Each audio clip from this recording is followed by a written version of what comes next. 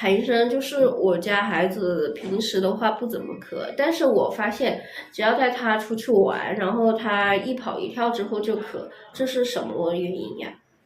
不单单是你家孩子这样子，很多小朋友也有这种情况。这个孩子可能属于过敏性咳嗽，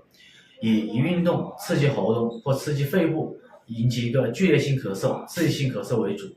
一般这种过敏性体质的孩子，他会出汗比较多，就容易出汗，毛孔处于张开的状态，肺气比较亏虚，邪气一吹，风一吹就容易进来，所以它会引起一个刺激性咳嗽。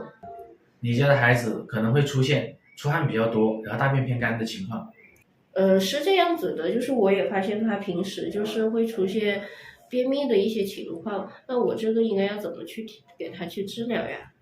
你现在处于一个咳嗽的阶段，先吃3副中药，大概用一些温阳化痰的药，把那个寒邪给散出来。像我一般会用到细辛、干姜、五味子这3味中药，然后调理脾胃。